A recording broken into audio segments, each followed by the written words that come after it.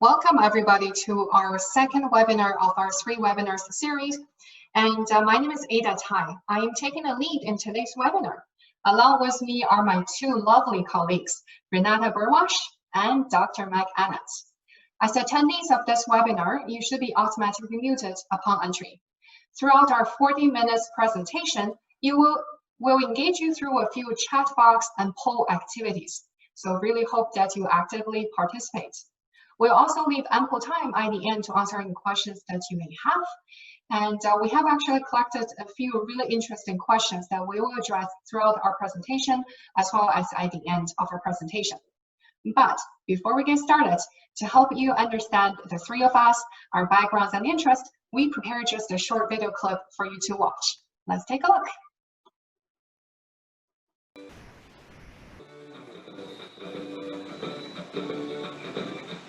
Hi, I'm Renate. I'm a diversity and inclusion consultant and a director of diversity and inclusion for an Edmonton nonprofit organization. In my years of experience working with large and small businesses across industries, one thing I know is that those who make inclusion a priority not only see changes like higher engagement and productivity, companies with strong inclusive cultures also fare better in times of change and turmoil. Hi, I am Mike. I am a professor and was active in teaching and writing related to diversity and inclusion, health and safety, and returning to work after injury or illness.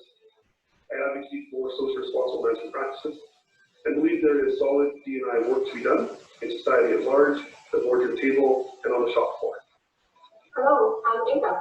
I'm a human resources consultant, university instructor, and a job search trainer. As a professional with a unique background in a very diversified workforce, I have seen organizations achieving their great competitive advantages by implementing inclusion strategies and practices.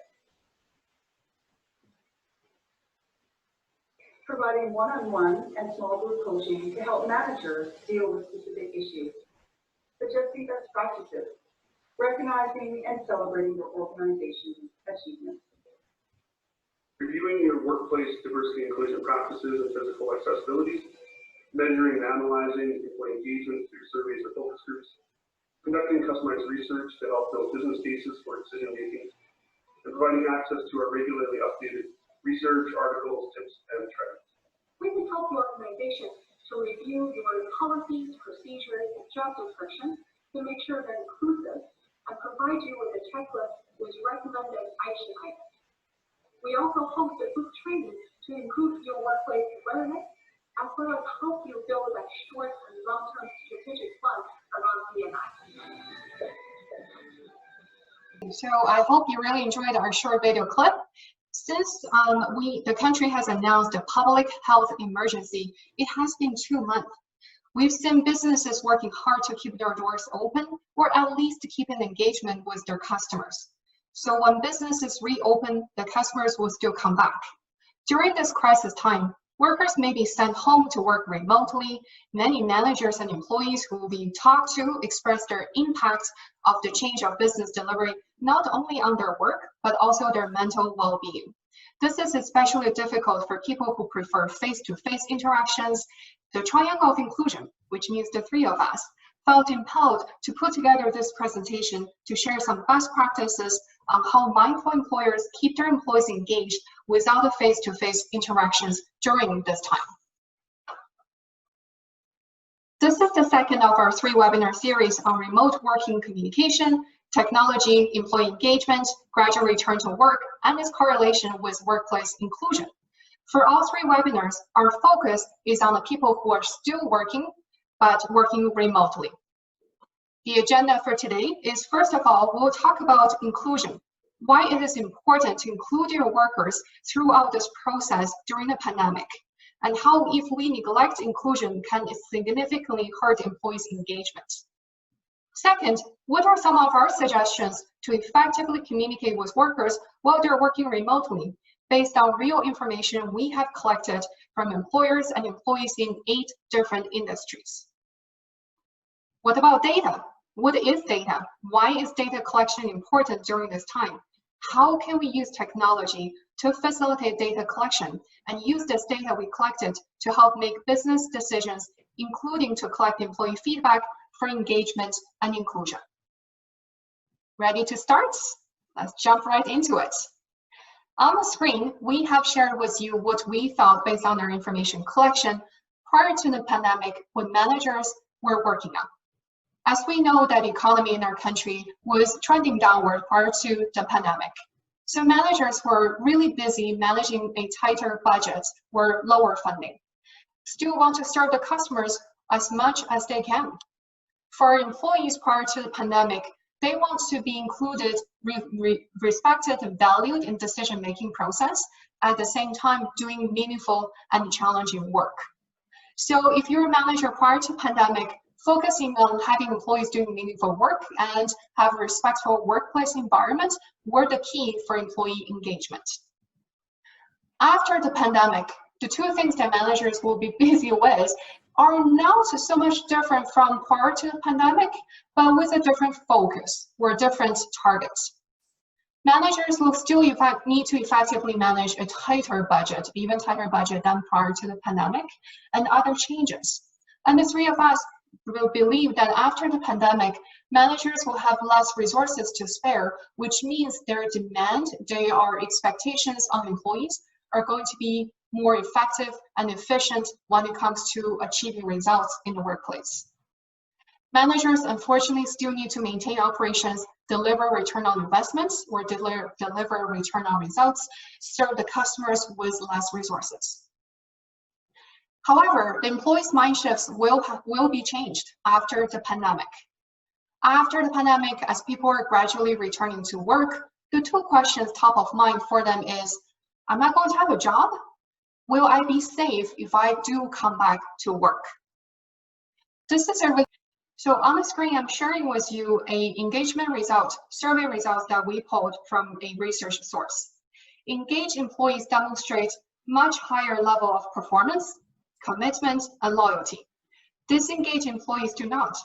From this chart, you can see that engaged workforce presents many benefits to the business, and disengaged workers can actually sabotage the workplace by having a negative influence. Myself, as an HR consultant, I remember vividly at one company that I consulted, I helped the business do an employee survey. From both the numerical figure as well as the verbatims, I could tell that when managers do not deal with employees' performance and absenteeism issue, and the rest of the team have to cover up the slack or the gap, the morale of a once high-performing team fell drastically. It's interesting, based on the survey that we read, is that only 1/3 of employees are actually engaged in the workplace. If we want to dive further into this, only 16% of people are highly engaged in the workplace. Alarming, isn't it? So on the screen, we're sharing with you another engagement survey carried out by Psychometrics. A study of the Canadian workplace reviews the top influencers to employee engagement. As you can see here, managers, yes, your direct supervisors, play the biggest role in employee engagement. I'm not surprised with this. Based on HR data, we see that 75% or so people leave their organization because of their direct supervisor. What do employees want the most? Yes, it is being listened to and being communicated clearly about expectations, which is very similar to what I have read from some of your chat answers just now.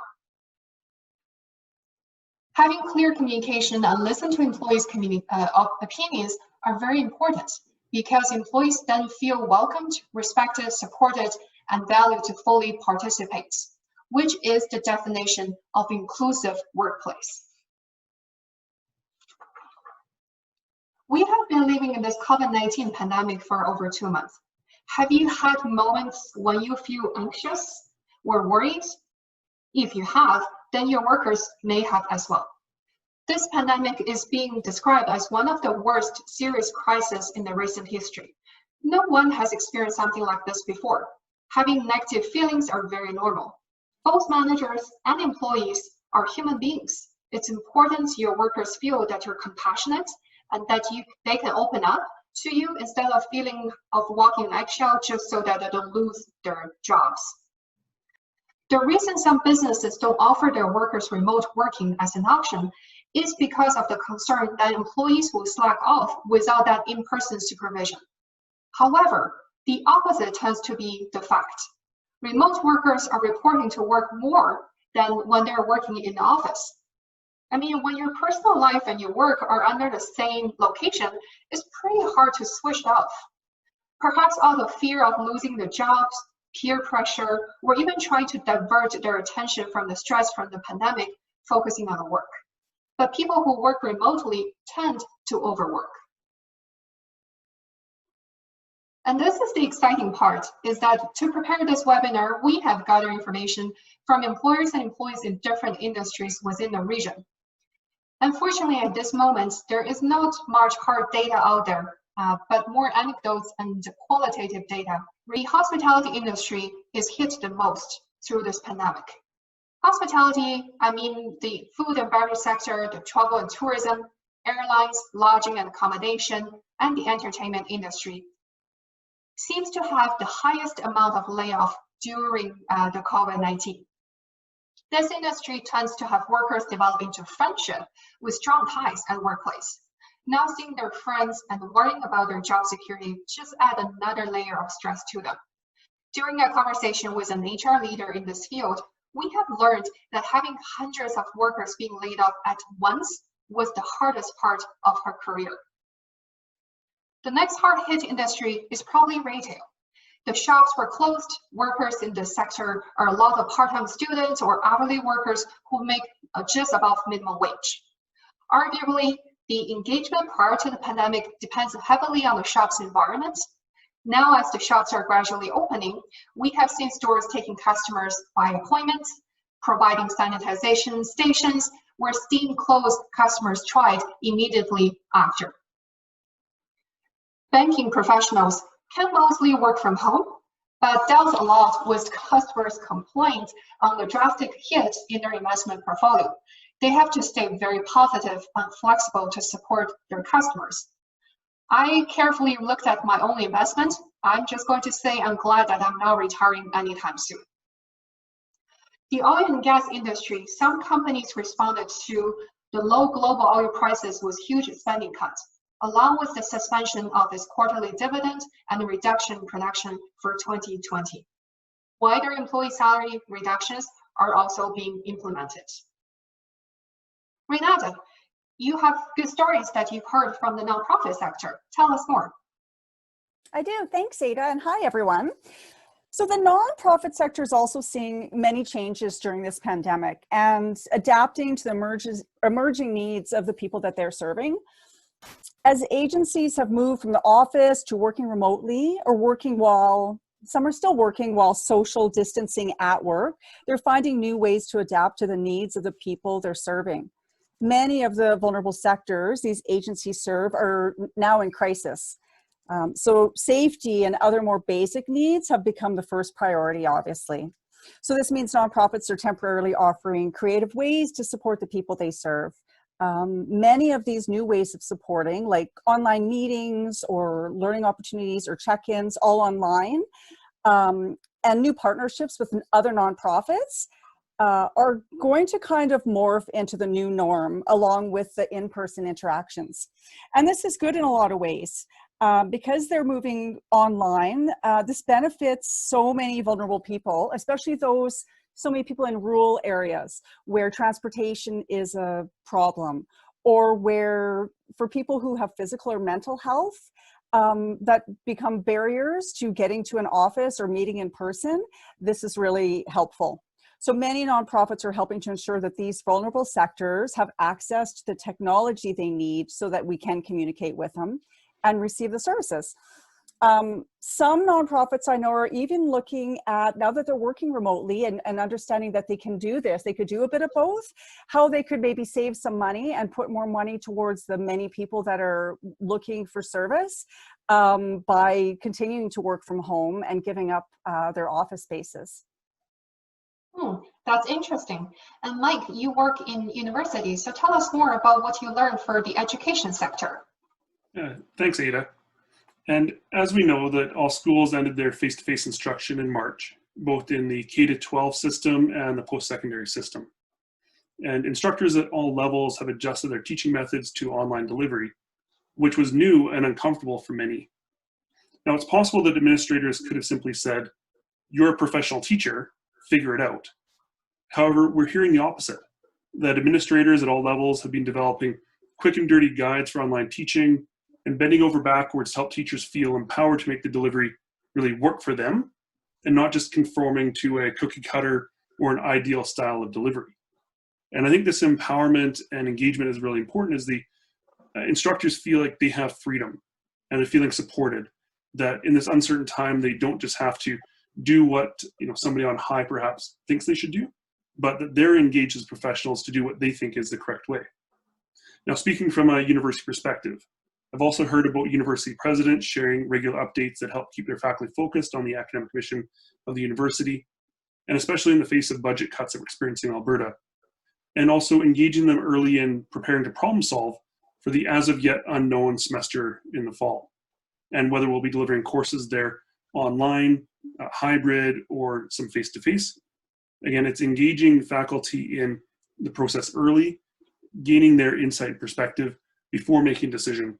And in our space where we're semi-independent in how we conduct our work, this is a high aspect of inclusion, feeling respected and feeling valued. Very good thoughts. The next one we're going to share is about the utility example. In the utility sector, they're considered essential services. They're not as heavily impacted in terms of layoffs. However, to make sure the residents receive essential services, field workers are given better PPE, personal protective equipment, to protect themselves while they're conducting their work. They're also offered more training around how to protect themselves, being reminded of keeping the social distancing. When employees learned that their services are so important, especially now having such an important impact on people's lives, they're actually more engaged.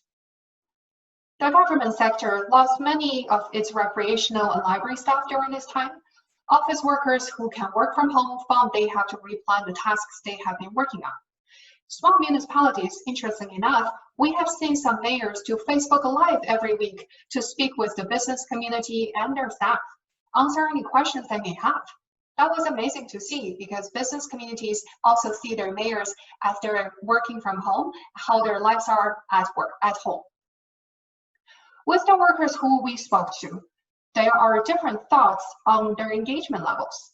If we're using the traditional measurement of engagement, such as absenteeism and productivity, some organizations who see absenteeism went down and productivity increased during this time could actually attribute to people's fear of losing their jobs. Workers who are working remotely are on two extremes, either too busy or not busy enough. However, we have also heard workers telling us that they enjoy working remotely because it reduces transportation and logistics and related costs. They can actually get more work done, saved from transportation, etc. Some other workers told us in order to justify their work, they work on tasks that they had put away or postponed, such as upgrading policies, procedures, looking into past issues. We used to look at absenteeism and productivity as engagement indicators. What now? Will I still have a job? Will I be safe if I return to my work? Those are the top of mind questions from the workers. A recent energy worker survey by RigZone staff shows that 1/5 of energy workers surveyed indicated they would prefer to take on unpaid furlough over a physical return to their employee sites in the next month or so. And approximately 5% stated they would consider quitting instead of returning to the office now.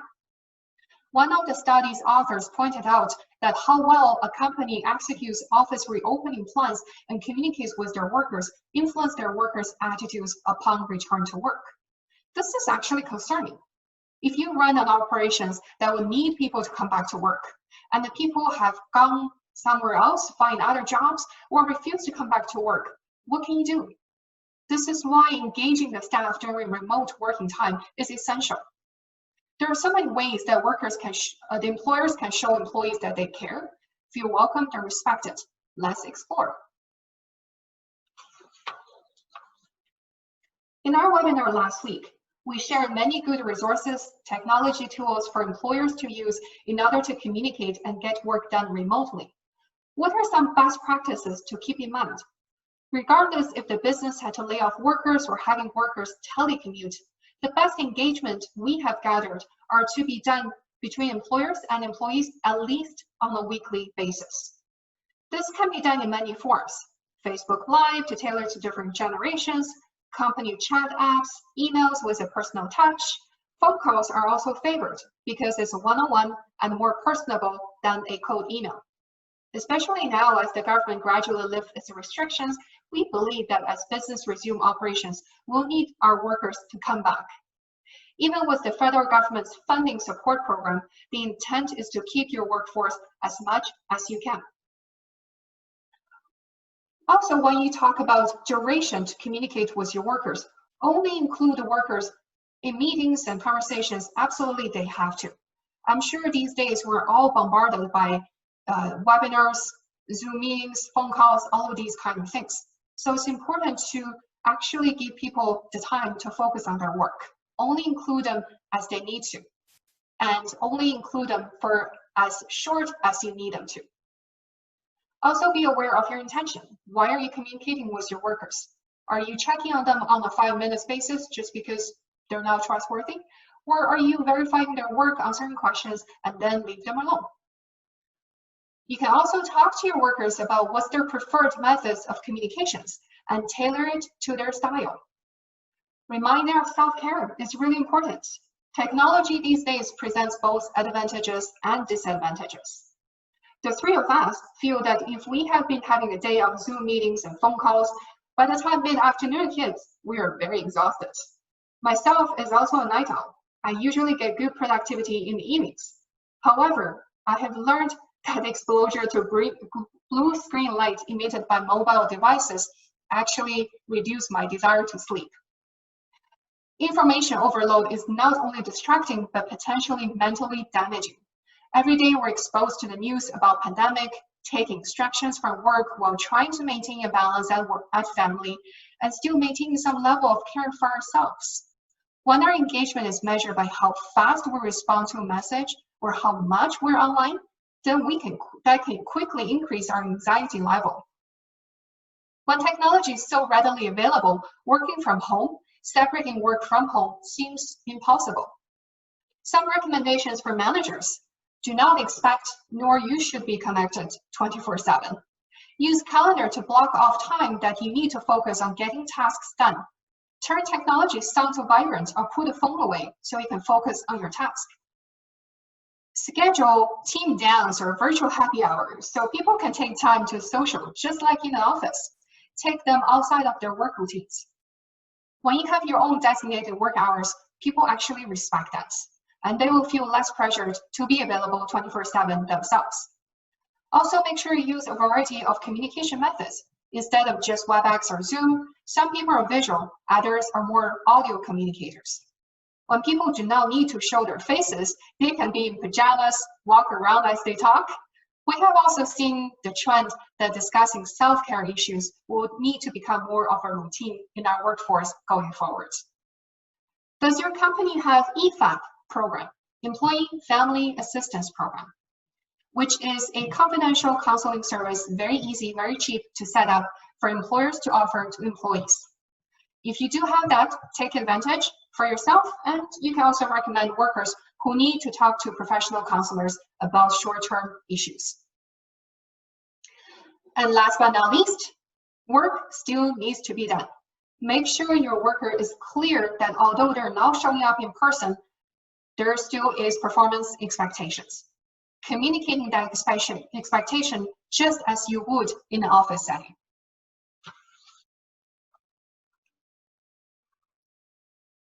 The next thing we want to talk about is using technology to facilitate data collection during this time. Data are characteristics or information, usually numerical, that are collected through different methods. Data is measured, collected, analyzed, and it can be visualized using graphs and etc. Some data you probably have seen. If you operate a retail shop, you want to know how many visitors come by your store, during which hour, which day of the week, so they can make sure they have the right opening hours to maximize sales. For educational institutions, they track the students' intake, backgrounds, how they receive the school promotional material, so the university can target their effort to promote a program in a particular region or to a demographic group. For myself, I'm a big fan of tracking activities and making rational decisions. So why is data collection important? It helps you and your business to make a business case for sound decision making. Why is it important to gather employees? On the slide, we're sharing with you a real example of a company I worked with. The information on the pie chart was compiled based on 2 years of data collected of exit interviews. In later 2016, the CEO of this company noticed that turnover was a concern for this company. So starting in 2017, I came on board to help them implement exit interviews, understand why people were leaving the organization. As you can see, 80% of workers left the company due to their direct manager. Then we further analyzed the managerial issues. So comparing the 4 areas within this company, A, B, C, and D. Apparently, manager A has the highest turnover. We know that healthy attrition such as retirement, relocation, professional growth are understandable reasons why people quit.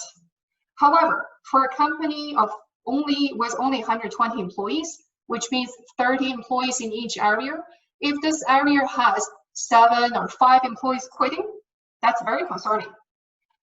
So what we did, we closely examined area A and B.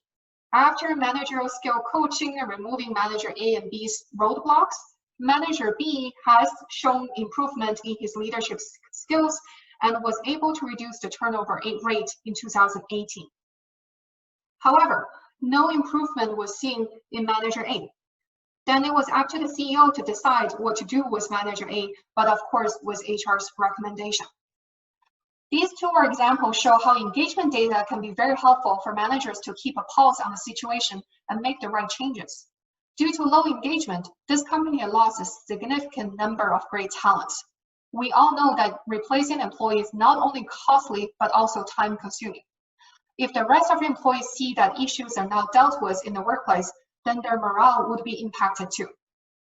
Then the next question becomes, why do you want to collect data during COVID-19? Why are they so busy?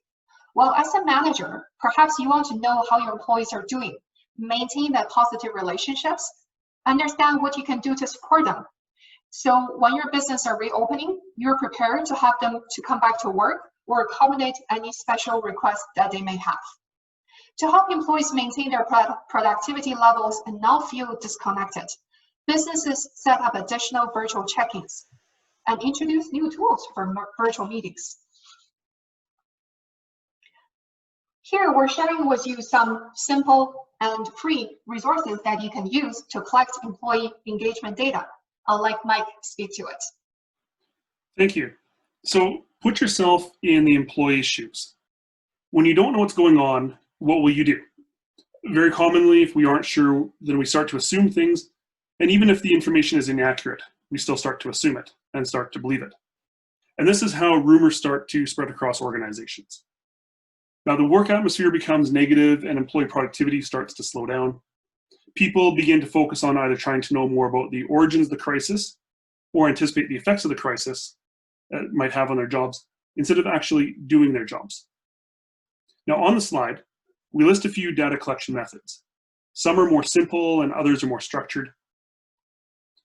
The simple side may be smiley faces sent through Facebook.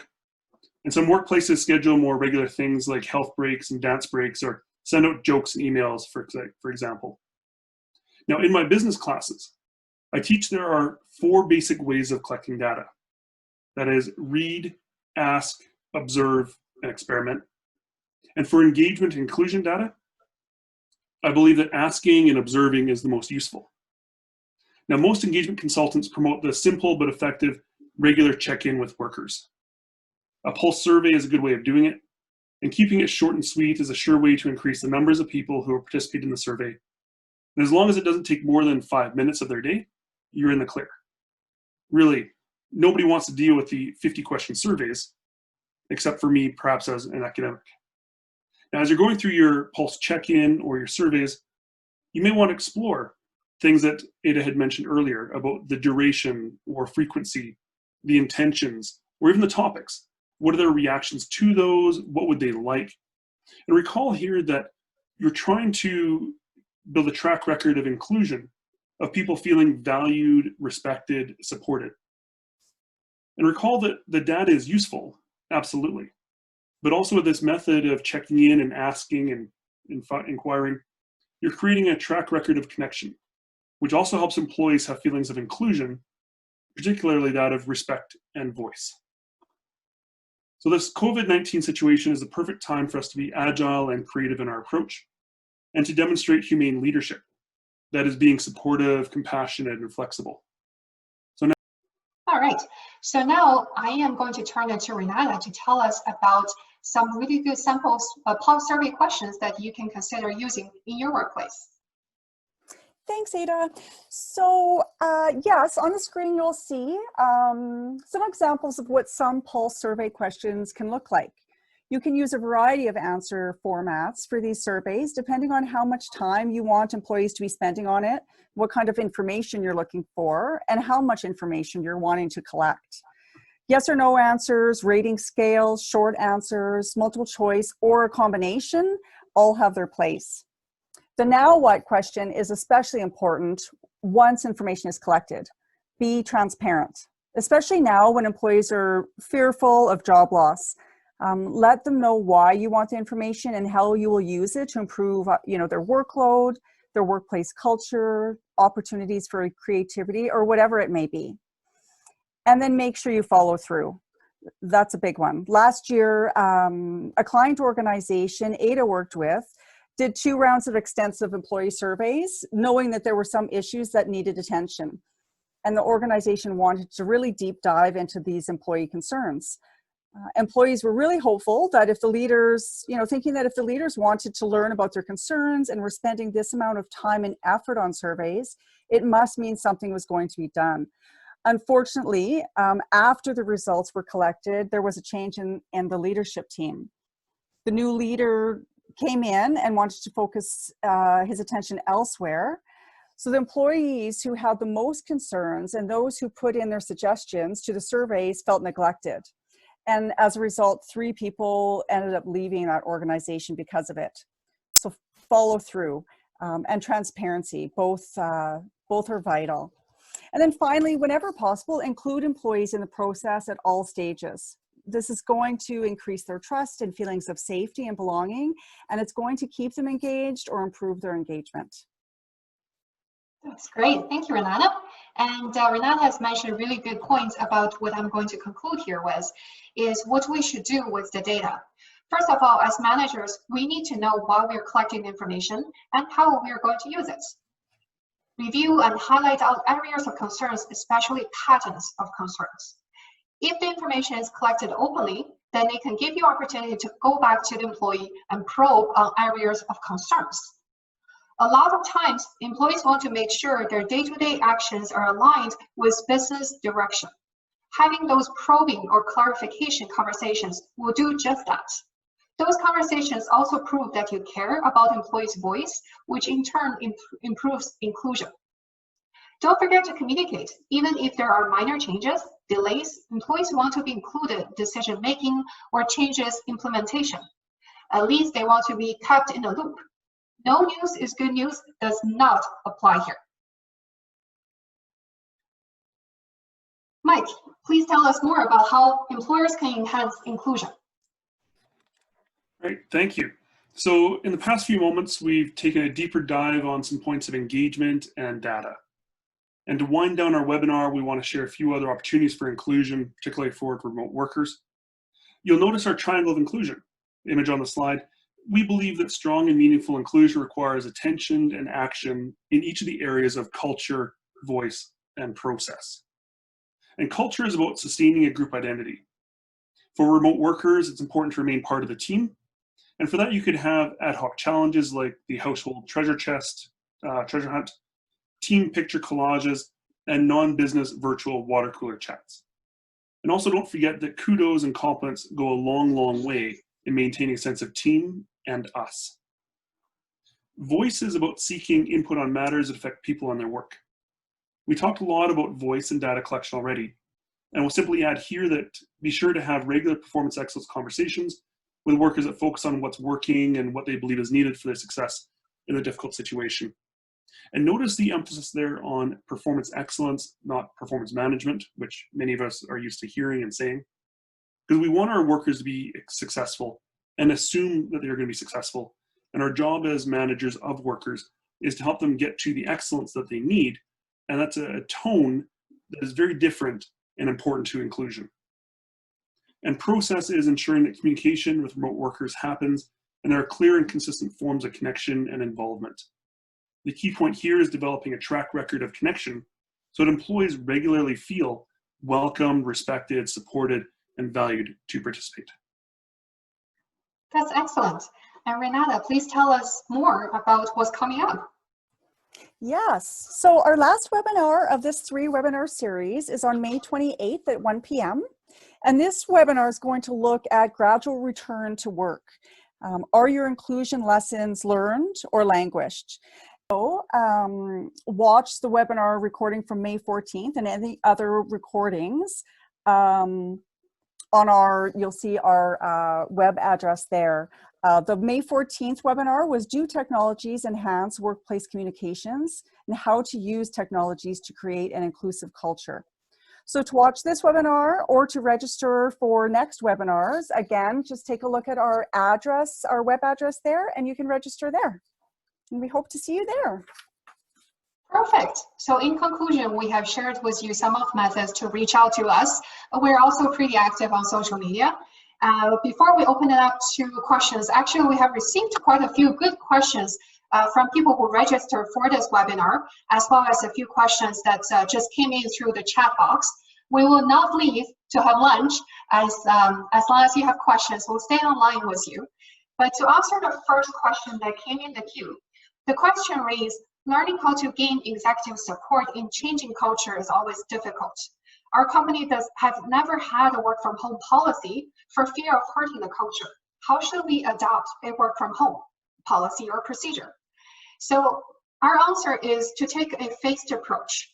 If your organization has never had a work from home policy, unfortunately, during this time, during COVID-19, a lot of work is forced to be done from home.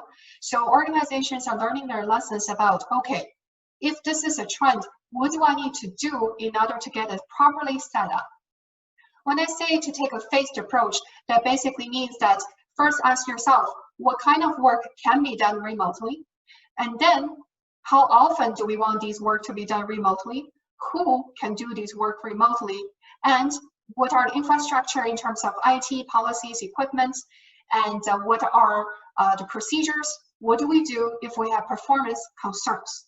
Here I'm suggesting is that the remote working or telecommuting, if you will, is going to be the trend. We have also seen that because of this COVID-19, more and more employees are thinking that we actually do want to work more from home going forward. Better get yourself ready early on. The next question that came in our queue is how to help employees that are struggling with remote work. I can take that one. So I think many people are struggling right now. And so first of all, you want to just chat with them and find out what challenges they're having at home. You know, they might have children at home, they might be stressed about the future, have a spouse or a partner who's lost their job. So talk about that and offer any support there, any referrals or any kind of resources you have within your organization. And then talk to them about what's going on at work and find out where the challenges are and where you can support. A lot of it might be, different learning styles or different ways of wanting to work or liking to work. Some people do really well with the Zoom meetings and some people get really fatigued. So you can talk about that. There's other platforms. It could be a mixture of phone calls and Zoom conversations and different ways of communicating or even cutting down on that a little bit. Also, I know a lot of organizations use platforms like Google Docs to kind of keep records of where people are at with their tasks. So that is really nice for employees because then they know exactly where they're at, what they need to do, and it might cut down on meetings as well, and it helps them be accountable and kind of structure and organize their weeks, which can be a problem right now. So I would say, just really listening to the employee and what kind of challenges they're having. Maybe they need IT training. Maybe they're really struggling with that. Or maybe their internet is terrible and it's really frustrating for a lot of people, especially those that live in rural areas. Maybe there's something else that can be worked out. Some people are even working in the offices alone while everyone else is working at home, just so they have that internet connection. So yeah, just keep those lines of communication open and come up with solutions together. That would be my recommendation. That's perfect. The next question came in the line is, what do you do when employees are not meeting deadlines while working remotely? Mike, would you like to take on that question? Great answer, Renata and Ada, for the previous question. And for this one, I would call back my earlier point about performance excellence conversations and just recognizing that good communication practices, like Renata was suggesting, means that you should be aware of some of these issues.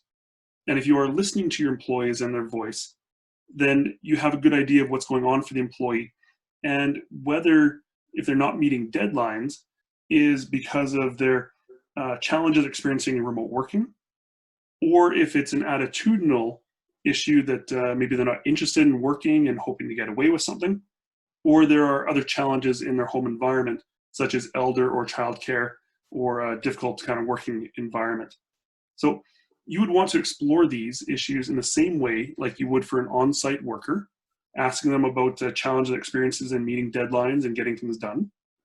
Now, more tolerance and patience may be needed in this remote working situation, but our practices around progressive management and progressive discipline, they're still valid. And if the employee is not able or willing to get the work done on time as expected, then it is time for harder and escalating to discipline kind of conversations. Now, one other thing I'll mention as an extra compliment as well to Ada's comment about work from home policies is some of our default approaches to management is management by walking around, which assumes that the manager can see what's going on. And in that sense, it's a good thing they're not hidden away in a corner office, perhaps, or a different floor. They're present. But in that way, managers also tend to depend on watching their employees work. And that's not as possible in the remote working place. And so a management style that deals with management by objective is going to be more helpful as you're starting to work and manage workers that are remote and away from the work site. All right, thank you, Ada. Perfect. The next question that came to our line came from our neighbor down south on the west coast of the States. This person is in the commercial real estate space. And his question was, after COVID-19, after a pandemic, will we see a decline in commercial and industrial occupancy? And will remote working hurt their business? Well, our answer is that we still see the needs for communities. We still see businesses that need the commercial or industrial rental space. So maybe just in a different format. Because right now we do see that after pandemic is over, a lot of the younger workers are going to ask the question of, why should I work that hard for your organization when my job is never secured? I'm going to explore other source of income. We predict that our economy going forward is going to be more a gig economy, which means we'll see more and more contractors and freelancers. These people cannot afford the traditional 3 to 5 year long-term commercial lease, but rather share co-work space. So they pay on a short-term temporary basis for office space leasing, and they share their kitchen, washroom, conference room, and IT and other equipment with other freelancers or other smaller companies in the same commercial space. And we also understand that the governments have posted information about hoping that commercial landlord or residential landlord will ease up on the fees they collect from the tenants. That may also pose some constraints on the revenues that our commercial real estate funds collect. But what we also see is that going forward, this space is going to be more competitive in terms of customer service. In order to win the customers over to your rental, Make sure that you have really good understanding of the demographics of your customers, what they're seeking for, and what are some other creative ways you can meet their needs. The last question that came in from Maria says, what new skills should managers or leaders acquire now to be more effective in managing remote workforce and ensuring engagement? So I'll take a first go at this question, and then Renate and Ada add in if you need to. Now, Maria, it's a little bit challenging because all of our managers, whether they're new or more experienced in the role, are definitely coming from different places of competencies and abilities. So I'm not sure what they would need different than what they have. That's case by case. But I will point out something that is not talked about as much, and so it might be an area, and that is around intersectionality and points of diversity. Really recognizing the variety of ways that people show up to the workplace.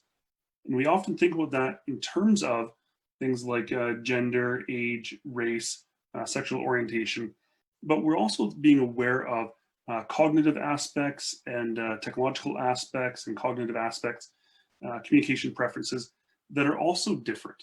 And so as you're thinking about your managers and leaders, helping them become aware of the variety of ways that we differ and those approaches to communication would then help that manager or leader to then engage better in the way that that employee or person wants to be communicated with, will certainly help them in ensuring their engagement.